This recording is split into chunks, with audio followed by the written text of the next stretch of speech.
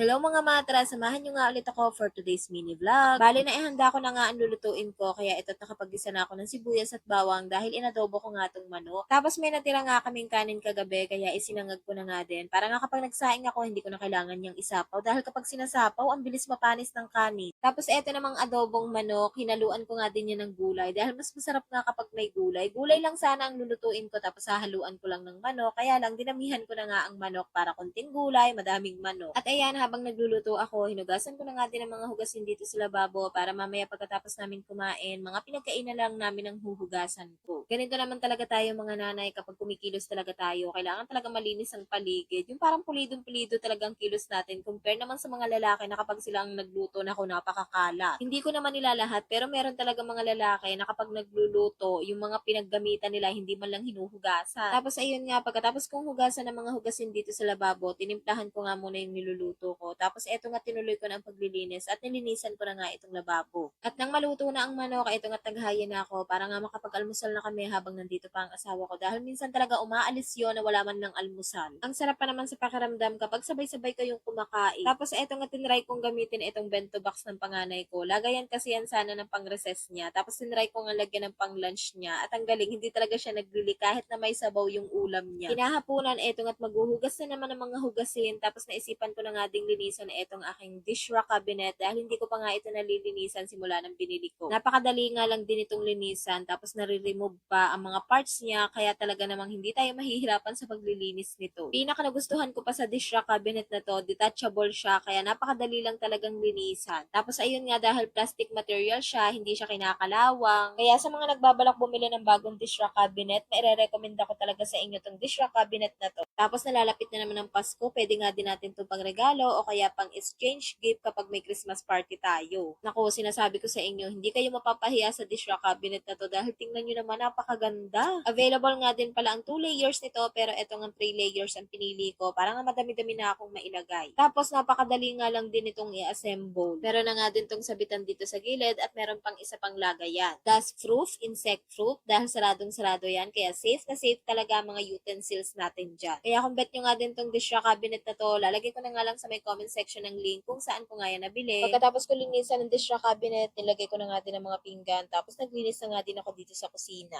Tapos eto namang mini drawer na to, kaya ako nga to binili dahil lalagyan ko nga to ng mga charger at saka eto mga tools ng asawa ko para nga hindi na halo-halo at dyan na nga lang niya kukunin ang mga tools niya. Ang syala ng lagayan ng mga tools, mas maganda na nga din yan para hindi mayat-mayat tanong sa akin ng asawa ko nasaan si ganito, nasaan si ganyan. Kaya talaga namang na-organize ang gamit niya dyan. Ewan ko na lang talaga kung hindi pa niya makita kung nasaan si ganito at si ganyan.